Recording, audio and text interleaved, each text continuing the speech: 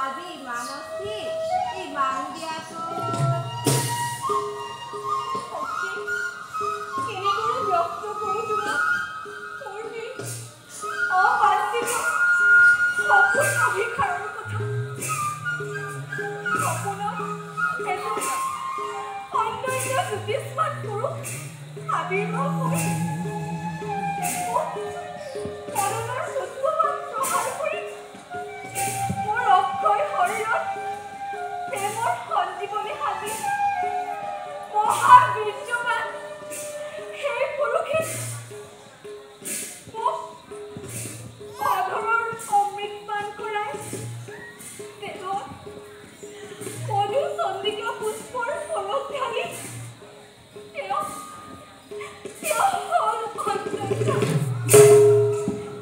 হ'ল অন্তৰত থাকি গ'ল বেদনা আৰু ব্যাকুলতাৰ কথা।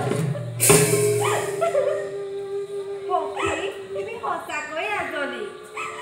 সামাজিকত ঘটা ঘটনা দি থকা সত্য নহয়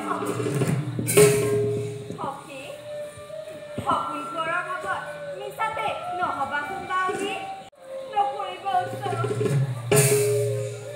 আনি দিয়া সপোন কৰক মোৰ নহ'লে অগ্নিগড়েই জ্বলন্ত অগ্নিত নিজ প্ৰাণ জীৱ বিসৰ্জন এনেদৰে সম্ভৱিত সখী নাজানো গোত্ৰ বৰ্ণবংশ জ্ঞানবান দেশৰ পৰিচয় কেনেদৰে আনি দিম তোমাৰ সপোন কৰক উপহাস নকৰিবা সখী মহাদেৱ শিৱৰ বৰ অনুসৰি ব্ৰহ্মাণ্ডৰ সকলো জীৱৰে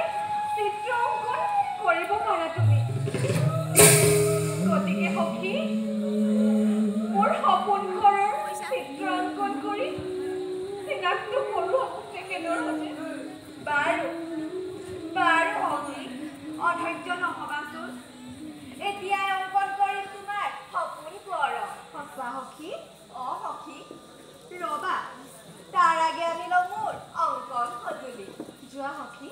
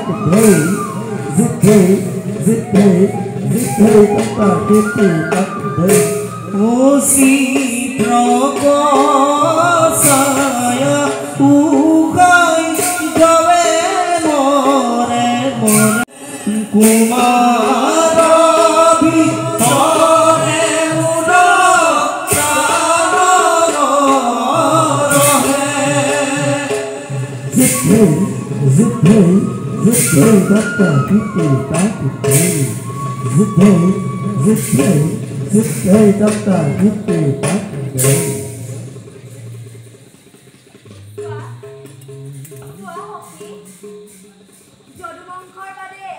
বিষ্ণু ব্ৰহ্মা আদি কৰি আছে যত দেৱগণ যক্ষৰক্ষ দানৱ গন্ধৰ্ব কিন্নৰ আদি সকলোৰে চিত্ৰময় কৰিলো নাই সখী ইয়াত মোৰ সপোনবোৰ নাই সখী তুমি যদুবংশৰ পুৰুষসকলৰ চিত্ৰ অংকন কৰা যদুবংশৰ প্ৰতি আছে বিদ্বেষ সেই কথা ৰাজনন্দিনী নহয় অভিহিত গতিকে সখী যদুবংশৰ কোঁৱৰসকলৰ চিত্ৰ অংকন কৰিবলৈ তুমি মোক অনুৰোধ নকৰিবা সখী আছে যদি সপোন কোঁৱৰ মোৰ যদুবংশত তেনেহ'লে প্ৰীতিহে নালাগে কৰিব লাগে যদি বিদ্বেষ সমগ্ৰ বিশ্বৰ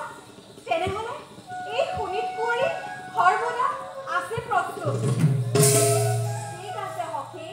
তোমাৰ বাক্য ৰাখি চিত্ৰ অংকন কৰিবলৈ অনুৰোধ নকৰিবা সখী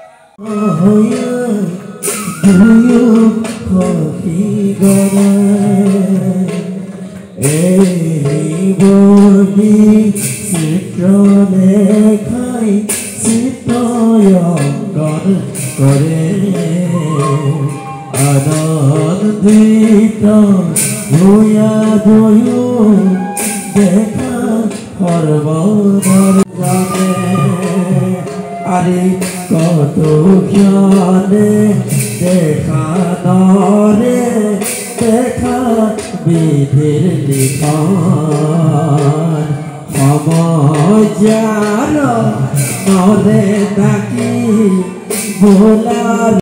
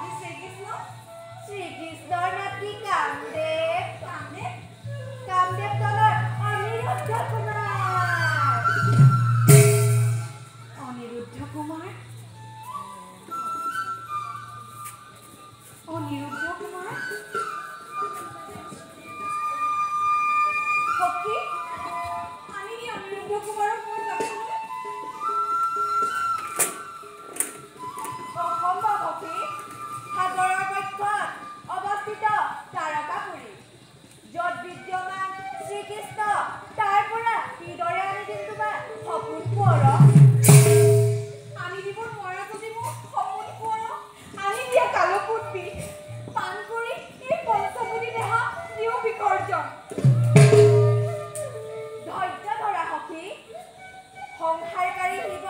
আৰু পালনকৰ্তা হয় যদি সুপ্ৰসন্ন কামৰূপী মায়াৰ বলেৰে গোবিন্দনাথে অনিৰুদ্ধ কুমাৰক নিশ্চয় হৰি আনি দ্বাৰকাৰ পৰা সখী তুমি যেন তোমাৰ কাৰ্যত কৃতকাৰ্য হোৱা মিলনৰ আশাত তাপিত হৃদয় পেলোৱাহি জোৰ তেনে মই আহিলোঁ সখী হওঁ যদি সাফল্যমণ্ডিত কুমাৰ শৰণত আমি পুনৰবাৰ দুয়ো আমি সখী হম দেখা দেখি নতুৱে আমাৰ সেই দেখা এই জনমত আৰে এহি মতে চিত্ৰলে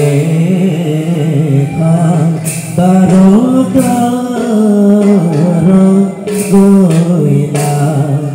আৰে মাধৱৰ লীলা